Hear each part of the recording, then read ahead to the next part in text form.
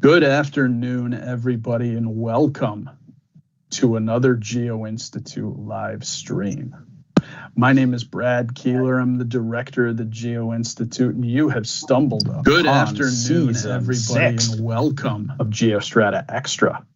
If you don't know anything about the Geo-Institute, well, have we got some stuff for you. After you watch this interview today, head on over to geo-institute.org, and there you will find out a great many things about us, including that we are a technical society with about 12,000 members, most of whom are geotechnical engineers and or geologists, and that we are part of the American Society of Civil Engineers. And if you like what you see today, and everyone nod in unison, will they like what they're gonna see today? Absolutely. You should click, there we go. You should click like, subscribe, and get notifications, and we will let you know every time we post something to the YouTube channel. One more item. You will notice that my background is very festive today for Valentine's Day. Please, if you are so inclined, pay attention to the GI social media feeds today and tomorrow. We will be giving you gems such as this beautiful Valentine here with amazing geotechnical love slogans. I don't really know what else to call them, that you can print out or email to a loved one of your very own. And just imagine their reaction when they get a Valentine dealing with geosynthetics or soil compaction, or the ones that we're working on right now for tomorrow are on things like MICP. Just think of the look in their eyes. Really, that's all you need to do. Now, with all that stuff out of the way, we're up to the February-March issue of GeoStrata. This is season 6 again of GeoStrata Extra. Amazing issue, unsaturated soils. We have 2 episodes of GeoStrata Extra from this one because it's so good. The next one will be March 18th. We'll tell you about that at the end. Today, we've got Marcelo, Sanchez, and John McCartney here. And Chris Woods, editor supreme, is gonna tell us what you need to know about their article and what you're gonna hear today. So Chris, where's your Valentine? She's upstairs preventing my dogs from barking and interviewing our webcast to the millions of viewers we have right now. So, Brad, you never fail to disappoint introducing us for GeoStrata Extra. Much appreciated. Good afternoon to everyone watching. First off, as we distance ourselves here from the past weekend Super Bowl, I do feel compelled to remind everyone that the Philadelphia Eagles just won the Super Bowl with the New York Giants best player. And there's not any scenario where I'm actually bitter or resentful about that. So now that that's out of the way, we're here, as Brad mentioned, to celebrate the newly released February-March edition of GeoStrata, which again is focusing on unsaturated soil geotechnics. For those who have not seen some of the prior episodes, as Brad so graciously pointed out, my name is Chris Woods. I'm happy to be back today as our host. And I'll be speaking with John McCartney with the University of California, San Diego, and Marcelo Sanchez of Texas A&M University. So for me personally, this year represents 10 years that I've been a part of the GeoStrata editorial board. To Brad's point, maybe I need to work with Jim, and I am editor supreme now. I don't know. But during these 10 years, really my favorite part of this job as an editor has been working with the different authors on different episodes, learning new things about our industry, particularly an issue like this, devoted to an area of geotechnical engineering that really is a challenge for many to understand, let alone master, right? So today's discussion with John and Marcelo, we're going to be focusing on their article, which was titled Unsaturated Soil Mechanics in Nuclear Waste Repositories. What role does it play? So now we're bringing in nuclear waste into GeoStrata, which is, a little bit difficult to do sometimes. While working with these guys on this article, I was very poignantly reminded again that geotechnical engineering is not really just a matter of drilling a hole in the ground and telling a structural engineer what size footing they need. but it encompasses all sorts of different aspects. So throughout this year, GeoStrata is going to be celebrating its 25-year anniversary with a series of geohistory articles, simultaneously celebrating the 100-year anniversary of Carl Terzaghi beginning to publish his work on the principles of soil mechanics. And I'm fairly confident making the assumption that it is in creating his groundbreaking work on soil mechanics and the understanding of effective stresses that Terzaghi did not, in fact, was not envisioning the use of unsaturated bentonite pellets as a protective barrier for spent nuclear fuel. Didn't have that at the front of his mind. So, the breadth and width of the topics and problems that our industry solves on a daily basis, it really never ceases to amaze me. And as we have our discussion today with John and Marcelo, I'm very confident that everyone will agree. So with that, let me introduce our two guests today. First, we have, as I mentioned, John McCartney, who's a professor in the Hal Sorensen Endowed Chair in the Department of Structural Engineering at the University of California, San Diego. His research focuses on characterization of the constitutive relationships governing interactions between thermal, hydraulic, and mechanical processes in unsaturated soils, buried structures, and geosynthetics. John, welcome today. Thanks. Also joining us, we have Marcelo Sanchez, who is a professor at the Fred J. Benson Chair in the Zachary Department of Civil and Environmental Engineering at Texas A&M University in College Station. And Marcelo's research interests include coupled analysis in geomechanics, unsaturated soils, numerical modeling in geomechanics, constitutive modeling of soils and rocks, and very topical nuclear waste disposal. Marcelo, welcome to you as well. Thank you, Chris. Happy to be here. Very good. All right. So just a quick reminder, one of the few reminders that Brad forgot at the top of the hour here. Any questions you guys might have, put into the chat feature. And when we get to the end of our discussion here, we'll try and make sure that any questions coming in we get a chance to answer them while we have John and Marcelo here. So with that, gentlemen, how you guys doing today? As a Broncos fan, I'm pretty happy about the outcome of the Super Bowl. So pretty good this week. I guess we all have different takes on that. Watching the Eagles win it is bad enough. Watching the Eagles win it with Saquon Barkley is just like, Dante wrote about it, right? I was in one of the 7 circles of hell right there, So anyway, we didn't come here solely to focus on the Super Bowl. So let's get started here. Let's just start out by talking about the article in general. John, for those listening, just give us a brief overview of the article. Sure. So the article is focused on how unsaturated soil mechanics can be used to solve some of the most challenging problems facing the long-term storage of radioactive waste generated by nuclear power plants. This waste is going to remain radioactive for thousands of years, and we need to isolate it from humans in the environment. And one of the most popular strategies that we have for the long-term storage of nuclear waste is in deep geological repositories. So these are deep tunnels that you drill deep into the rock, and just putting it down there in the rock provides a natural barrier between the waste and the environment. And then you bring the nuclear waste into the tunnel inside of a canister, and you place it into a cylindrical cavity in the rock. Mm-hmm. And then a key feature is that you need to put around this canister is an engineered barrier system that consists of a bentonite buffer. And then this bentonite is going to act as a low permeability barrier that will swell when it hydrates from water that's naturally occurring in the host rock. And it'll provide a tight seal and retard the transport of radionuclides into the environment at some point in the long term.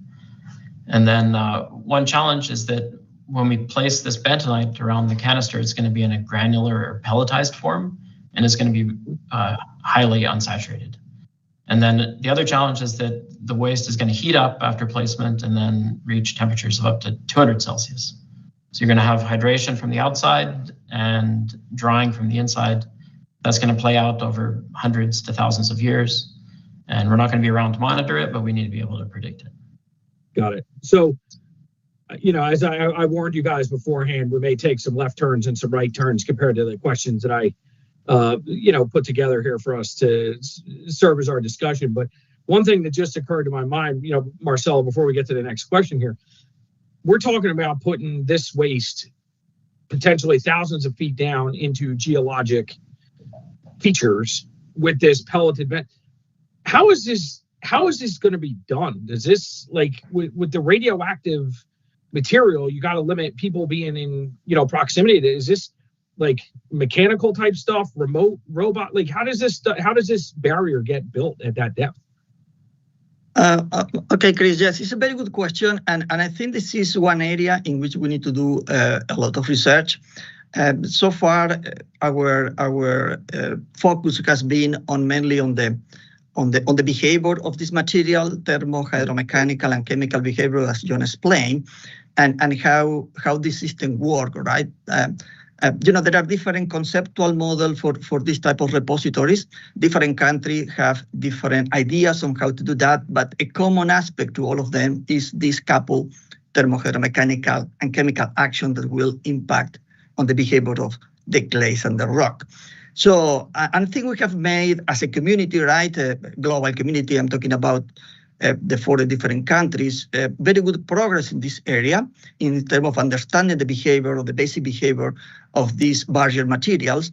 But we still need to do a good effort, a big effort on the technology, right? So how we are going to implement that, how we are going to go deep there. John mentioned about the pellet, right? Pellet is perhaps one of the most option, the better option for that, but we are also looking at compacted block, if we are going to do that in vertical boreholes or horizontal drift. So there are different aspects more focused on the technology that we need to solve. And in this part, I think industry will be very interested in interacting in this topic, because it's where we need to find the solution for these complex problems, as you said. Got it. Okay, so we're working proof of concept first, and then we'll figure out how to build it second. Got it. Well, it's more or less in parallel, right? Yeah. But I would say first, the first to say this system is going to work. We want to be sure that this is safe. Now, I think we are close to go to this point, and now we are focused. We will need to focus more on the technology. Got it. Okay. And maybe one more follow-up. So the canister itself is protecting the waste from the workers initially.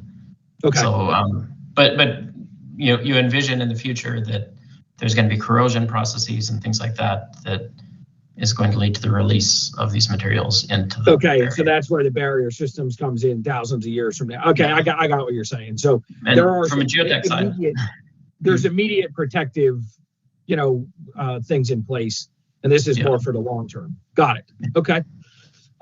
Marcelo, let's stay with you for a second, just because one of the things I'm always interested in, especially when we have these episodes, I got multiple people on here, you're from Texas A&M, John, you're in California. So, how do you guys with your research, like, how did you guys end up getting together to write this article? Tell me about the research that you've been doing together that led to you guys working together on this.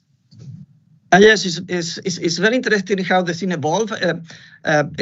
John and I have common interest on unsaturated soil, and particularly on the behavior of this soil when we have high temperature, this couple fluid process, which involving water and gas and also chemical effect.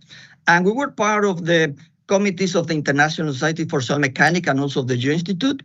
And through this meeting, we start to see that this application related with energy were every time more and more relevant and have a kind of core aspect that is the behavior of soil at high temperature, high confinement, high fluid pressure.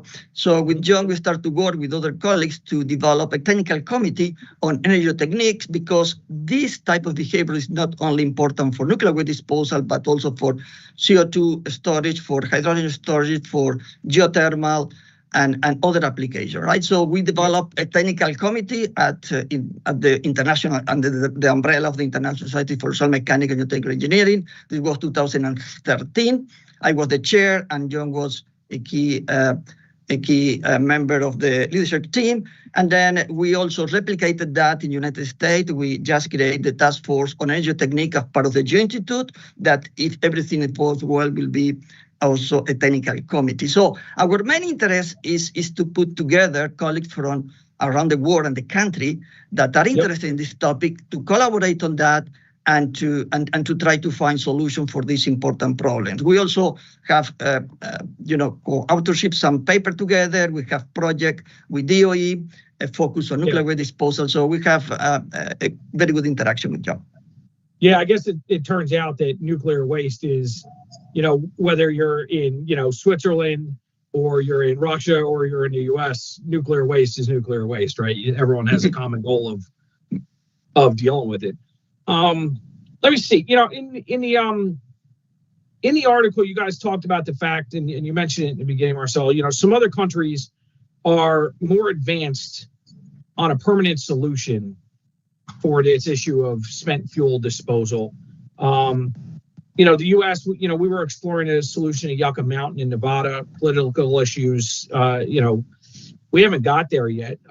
But Marcelo, I'll start with you, and John, you can follow up. But, working through this, I know you guys have been focusing on the technical side of this, but, in your guys' opinions, what are some of the biggest hurdles, specifically within the U.S., towards arriving at this permanent solution that we're talking about for long-term nuclear waste storage, at least from an engineering standpoint? Yeah, so it's as we said before, it's a complex problem from an engineering point of view, and as I mentioned, I think we have made very good progress on that, but also we need to make the decision, right, of where we are going to do to focus our research on the particular condition of the location, the geological condition of the site, and also the conceptual model for the storage, right? So I think United States did good progress with Yucca Mountain, but at some point it was paused, and now we are doing more genetic research funded by DOE mainly, in which we are trying to see which are the key processes that control the behavior of this type of system, right? So the idea is to keep United States updated on the development in this area, to develop the workforce, and to be ready when this decision is making, to be sure that we can help to provide all the technical support for this type of repository. I think at this point it's mainly for DOE or for the people that need to make the decision about the location, to decide the location and look at the technical aspect related to that. One important aspect is that it's not only a technical challenge, we also have what we call is to basically work with the communities that are going to host near this repository to be sure that they accept that and they are confident about this repository and this not dangerous and all of these aspects that are more social. So we need to work also on the social aspect that are strongly related with the technical component. Yeah, I can imagine the not in my backyard contingent exactly gets pretty everybody impressive. like that, but not close to my house. Yeah. Can I add a follow-up on that as well? Absolutely, John. Go right ahead. Sure. So I think because we don't have a permanent repository in the U.S., there is definitely a very pressing concern for continued research. And one of the other reasons for that is the way that the waste is being stored right now, because we have many active nuclear power plants across the country. Sure. So the waste is being stored in these concrete casks that are very carefully designed on site at the given nuclear power plants. So for example, here in the San Diego, Los Angeles area, we have the San Onofre nuclear power plant. It's right on the beach and the waste is being stored there on site. So although there's been a lot of work to show that these casks are safe and there's no reason to be alarmed, the risks that are facing civil engineering infrastructure are increasing, like earthquakes, climate change, wildfires. Yep. So it would be better if all of these were kind of in a well-studied, well-understood repository under the ground where we don't need to worry about those new coming risks. All that you need to think of is the Japan earthquake from a number of years ago that hit the nuclear plant there. And, that wasn't waste, that was an active facility. Let's pivot for a second from some of these higher level aspects we've been talking about, to some of the maybe the more geotechnically relevant details, as we'll say. Reading through the discussion, you guys laid out several different physical, chemical processes that are occurring within these engineered barrier systems. The bentonite barriers. John, generally speaking, what's the most difficult part of this thermo-hydro-mechanical coupling concept that's the hardest to nail down in terms of the properties and behavior? Sure. Yeah, there's, I think, a lot of different ones that are pretty challenging. But I think we do have a good grasp on the coupling between heat transfer and water flow in unsaturated soils in general. But the bentonite itself proposes some major challenges. So the coupling between heat transfer and water flow is going to be governed by the relationships that depend on suction in the soil. So these are the soil water retention curve that relates to the suction degree of saturation, the hydraulic conductivity function, and the thermal conductivity function. And these are all dependent on temperature, on the density of the soil, etc. But the dense bentonite is going to have very unique relationships for those compared to other unsaturated soils like silts or sands. And these can take a really long time to measure, and it's very difficult to measure them carefully in such a long time period. Yes, especially when there's so many different, you got moisture, you got heat, there's a lot of different components to this that I found very intriguing reading through this. Yeah. And so when you put the bentonite into the repository in this pelletized or granular form, it looks almost like a sand or gravel.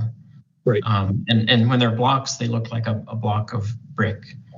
But then there's a lot of things that are happening on the microstructure scale within the granules or blocks or pellets. And then you also have the macrostructure that is made up of those little units. So when you heat it up, water is going to evaporate from the microstructure and condense somewhere else. And when it condenses, you're potentially going to have some localized swelling, which leads to a change in macrostructure and volume. And then you have some path dependencies where you have different parts of your buffer that are drying and wetting and following different paths. So keeping track of that is pretty tricky in the numerical simulations. Okay, well, let's keep with these bentonite barriers for a minute. So, a significant amount of the dialogue in your article was, as we're talking about here, dedicated to these temperature impacts, specifically on the performance of the barrier, which is, when we think about geotechnics, most of the time we're thinking moisture content, we're thinking grain size, we're thinking a lot of different things, not necessarily temperature impact, right? So, Marcelo, can you spend a few minutes talking through why the temperature aspect of this is such an important consideration on these barriers?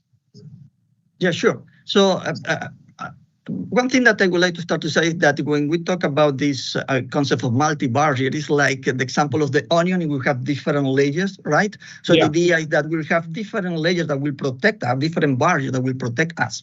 And one of the first one is the metallic container, right? And then the space between the excavation that we have in the cold rock, and the canister with the nuclear waste is filled by a clay barrier, right? Sure. So generally, when we go, and then we have the natural rock, right? So when we design, or when we look to the design of that, the critical aspect is which will be the temperature at the contact between the canister and the clay, right? Initially, this concept, when we start to work on that, and this started in the 60s, 70s, more or less, the target temperature was 100 Celsius or less, right? Mm-hmm. So at this point, because it was considered that it was safe temperature, and if we think in this process, right, we have this canister with nuclear waste, very high temperature at the contact with the barrier, and then we have the external part of the barrier that will be in contact with the rock, and very likely water will hydrate, and the clay will swell close to the rock and will shrink and dry close to the canister, right? So one of the critical aspects, because these are multidisciplinary team that work in this topic, is to know when water will arrive to the canister. But because once this happens, we have corrosion and other processes that will impact on the long-term behavior of this system. So we need to calculate, or we need to estimate, which is the time of the water to arrive to the canister. And for that, it's very critical to know the permeability. And as you can imagine, the clay will swell close to the rock, will shrink, will be unsaturated close to the canister. So it's critical to understand that in order to have a kind of good estimation of the hydration time of the barrier. Now, what happened as well is that as it looked like 100 Celsius is relatively safe, we are exploring why we don't store the nuclear waste at 200 Celsius. With that, we reduce the footprint, it's more economical, and now we have a number of questions about how this clay will behave at 200 Celsius, what might happen with the clay behavior, right? Changing mineralogy of the clay, long-term behavior in terms of permeability and soil pressure. So all of these points are now quite critical in the research in this area. High temperature, more than 100 Celsius. So let's stay on that for a minute, but pivot slightly, right? We talked early on, I mean, you guys have obviously been for a number of years now involved in research into this, right? So part of the research, we've all, going through our different degree programs and stuff like that. You see some of the stuff folks are working on in the lab, and, some of it's a little more theoretical, a little more practical, what have you. But clearly one of the practical aspects here is this notion of the heat, the impact on this barrier. And with this type of work, right, the proof of concept has to be crystal clear, especially some of the things we've been talking about, that not in my backyard, right? You have to have concrete data and research studies, scientific studies demonstrating that what we're talking about doing is going to work. So, John, let's shift here, right? So we're talking about this in maybe a little more of a theoretical standpoint up till now. Talk about some of the challenges about taking this from a concept and a theory to, all right, now we have to model this in a lab. We have to run some tests on this stuff to see how it's going to work in the field. So what have been some of the challenges with that sort of testing? Sure. So maybe a little bit to follow on what Marcelo was saying, that most geotechnical engineers are familiar with water content, gravimetric water content test. So you have a hockey puck of soil or a pile of soil, you put it in the oven, usually at 125 Celsius, you leave it there 24 hours and it's dry. So now we're saying you're going to be applying 200 Celsius to your bentonite, and why doesn't it just completely dry? And it's because you have a boundary value problem that is keeping that heat and the moisture in place in the soil. So for one thing, if you did, just have a layer of bentonite with a heater in the middle, and you didn't have a high water pressure on it, it would take a really long time for that water to dry out from the center to the outside.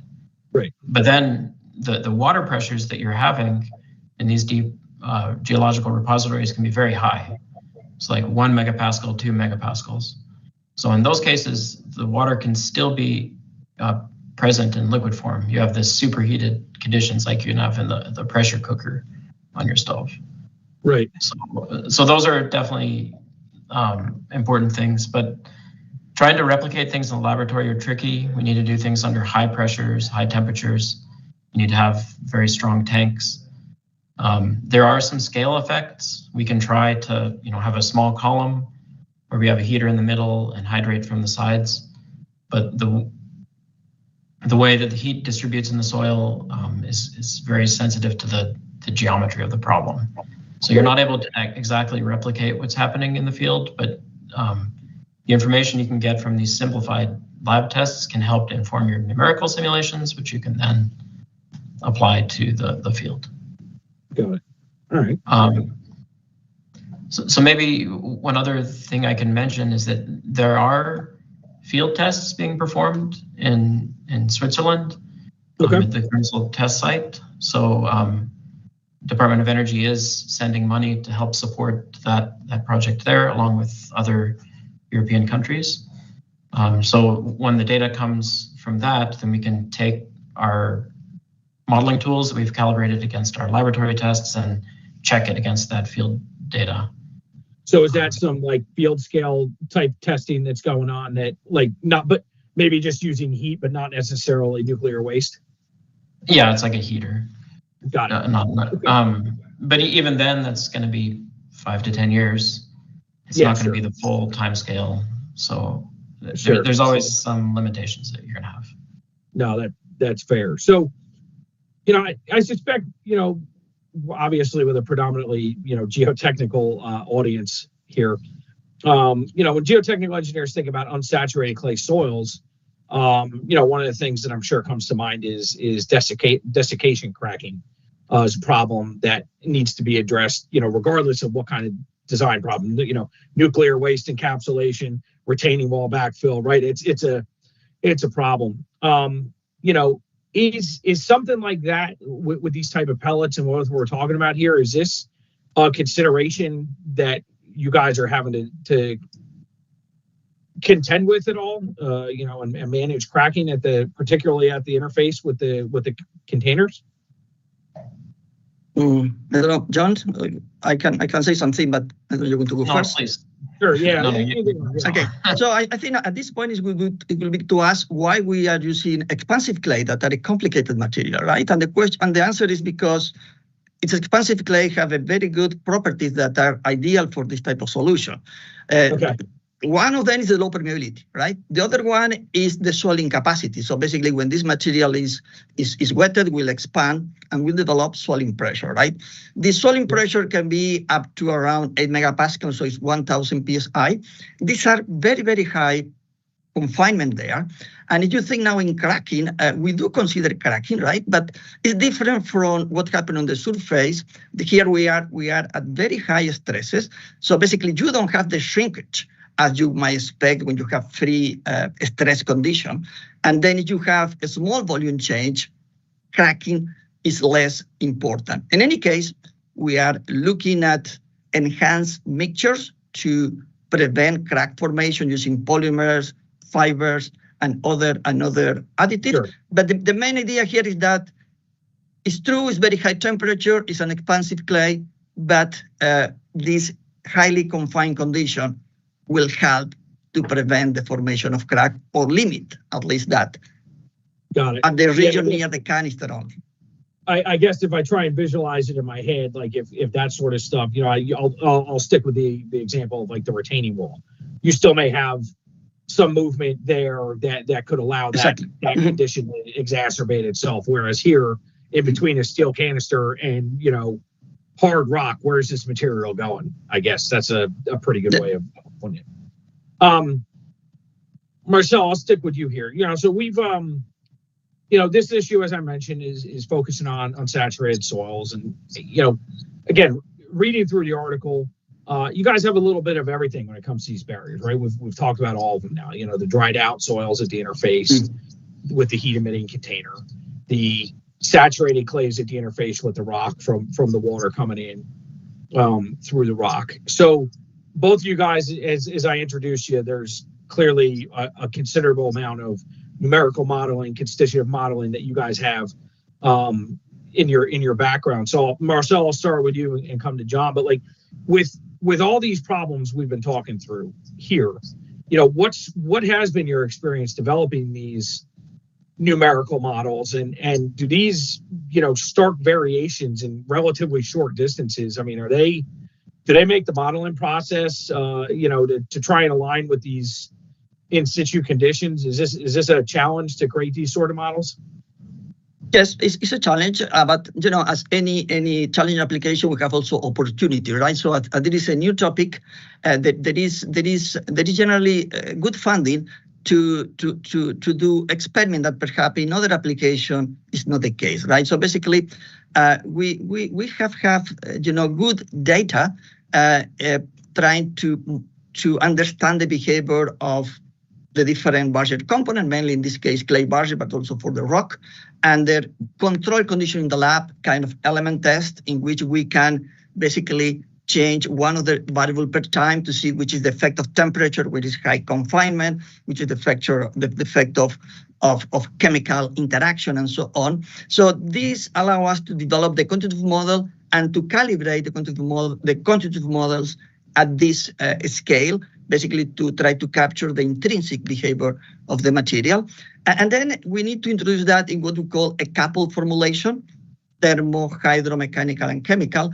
And we say coupled because if you think about this problem, right, all of these actions are happening almost simultaneously. At the same time that we are hitting the barrier, water is coming and hydrating the barrier. So this implies that we need to solve this problem in a coupled way. What this means that all of these equations that are that are several of them, right, a good number of them, need to be solved simultaneously. And this is a challenge as well, right? But the basic concept here, and I would like to finish with that, this part, is that we have tests that we do in the lab that allow us to calibrate in kind of independent manner our models, right? Then we have the large scale tests that John mentioned, right, that have been done in different countries, and we have data for 20 years. So our hope is that when we introduce these models, right, that we develop to understand the intrinsic behavior of the material on this formulation, right, and we can use now, because these in situ tests are a kind of proof of concept to see if this conceptual model can be implemented, but also there are several sensors that will allow us to basically validate our formulation, right?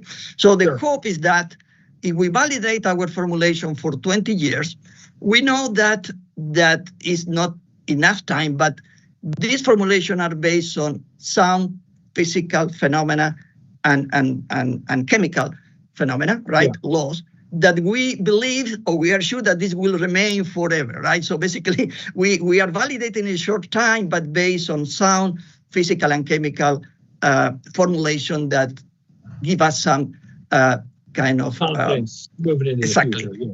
Confidence that this is going to be a good engineering for the future. Absolutely, John. You got any follow-up thoughts?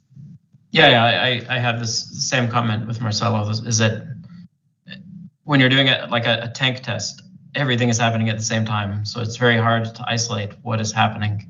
And then when you do your element scale test where you're isolating the effect of one variable, you're following one path, and then you do the coupled test and you're following a slightly different path because it's a change of many variables all at the same time. So that it's really tricky to troubleshoot models sometimes to find what is the thing that is controlling the soil, especially when everything is very nonlinear and maybe the soil is very dry. So there gets to be, you're dealing with very high suctions that cause numerical issues, high suctions and low degrees of saturation. So big numbers and small numbers at the same time. Yeah, it's funny. You guys talk about the level of technical expertise that goes into understanding some of this stuff, and it certainly makes someone like me who drops weights on the ground for a living seem feel relatively unimpressed with what I've done with my life here. But one thing, just to reiterate to everyone watching, we've got a couple questions here left before we wrap up. Again, any questions you guys have that we might want to address with John and Marcelo, please put them in the chat. Look, I think it's a pretty, right, you guys are not, this is not one of these things where, we're building like a 3-foot high knee wall on a site and there's not a lot of risk to that kind of thing, right? I think it's a pretty fair understatement that the type of work that you guys are doing and that we're talking about right here, there is no getting it wrong. You know what I mean? And you guys have obviously very, very clearly been involved in this waste, nuclear waste research for some time. So, John, this one I'll start with you, but from a geotechnical standpoint, still moving forward, and I know we've talked about a lot of these different aspects throughout today. What do you feel like is the one area that we still need the most research work, what have you, as we work toward this final solution? Yeah, I think one challenge is that the bentonite that's held between the rock and the canister can't globally change in volume. So the rock is relatively rigid, the container is relatively rigid. And then the bentonite, you would assume is not able to change in volume, but actually you are seeing some shrinkage near the container and some swelling at the boundaries. So you have this gradient in the density across the soil. Trying to measure that gradient of density inside an experiment is really tricky. Some people have looked at X-ray computed tomography to see the variations in density, shear wave velocity measurements, looking across that. I think there's a lot of potential there to try to measure these gradients in density within a globally constrained layer. It's one small problem within a very big problem, but I think that's an interesting challenge to look at. Got it. Marcelo, you got anything to add to that point? Yeah, so coming back to the aspect of the numerical modeling, so if we think about this problem, right, we are dealing with time scale that are huge, right? So we are running an experiment in the lab that sometimes is for a few minutes, hours, or days, right? And we need to extrapolate behavior of thousands, hundreds of years, right? And now, if we think now also in the space scale, right? So we know that clays, expansive clays, are very complex material, and to understand the behavior of this material, we need to go to the atomic scale sometime to see how different cations and chemical species interact and control the swelling and the permeability, for example, of the clay, just to mention some of the property, right? And we need to extrapolate that, right? We need to scale that up to the engineering scale, right? That is hundreds of meters perhaps, right? So there's a lot of challenge there, a lot of work to be done in terms of how we are sure that when we upscale the behavior that we understand at the micro scale to the meso and to the engineering scale, right? We are doing that in a way that we can have prediction that are reliable, and we can do engineering that we feel comfortable doing prediction with that. Sure. So we have had we've had a question come in. So I'll kick this to both of you guys, and one of you can take it. But the question is, we know that pressure affects the soil water retention curves. Does temperature also affect these curves? Is there a specific ideal rock type for storing this material, perhaps a non-reactive rock or something along those lines? Okay, I think there's maybe two questions there. Yeah. I can talk about the temperature effect. Sure. So the soil retention curve is definitely dependent on the volume change. So if your density is changing, it's controlling the pore size distribution. So the shape of the soil retention curve could change. Temperature for bentonite has many different ways they could affect the shape of the soil retention curve. You have capillarity at the close to saturation stage, and you have adsorption. So there's, if you remember this Goyd-Chapman equation for how much water a clay mineral can hold on to, that's dependent on temperature. So, and it actually is not linear. You're gonna have an increasing and decreasing trend. So there's kind of different effects of temperature across the range of the soil retention curve. Marcelo, do you want to comment about the rock types? Yes, so the question again, can you repeat the question, Chris? The question was, is there an ideal rock type for storing this material, perhaps maybe a non-reactive type, talk a little bit about what kind of rock we're looking for. Yeah, so it's been considered three types of rock, mainly granite rock, igneous rock, in general, igneous rock with granite as the main type of rock for that. Clay stones, right? And also rock salt, right? So this is salt rock. These are the three types of rock that have been considered for that. In all the cases, the idea is that it need to be a good quality rock with a minimum number of fractures and discontinuities in order to prevent, preferential path for the flow of water and transport of pollutant in the future, right? If leakage happens. And yes, I think these are the three types of rock that have been considered. In the case of Yucca Mountain, is a tough rock, it's a volcanic tough rock. But basically, this is the idea. You have to be low permeability and quite homogeneous. Okay. We had one follow-up question. Well, not a follow-up to that, but just a question in general. And I might rephrase it a little bit. What the question is on lab testing that you guys see and do in this research. Like, what's the most common type of different lab tests? I know, John, you mentioned the tank tests and things like that, but what's the most common type of lab tests you guys have been running with this sort of research? Yeah, I think maybe you have some lab tests to characterize the bentonite. So particle size distribution, the swelling potential of the bentonite. So every bentonite has a different swelling potential. Most of the time we use this Wyoming bentonite, sodium bentonite. And it's pretty well studied in the literature. And maybe also swell pressure curves. So the denser you initially have the soil, the higher the swell pressure is going to be. Those are all pretty standard tests. And then there are different tests when you start to look at temperature effects. So thermal volume change tests, saltwater retention curve tests. Those are definitely very specialized types of tests, and they take very, very long times to perform.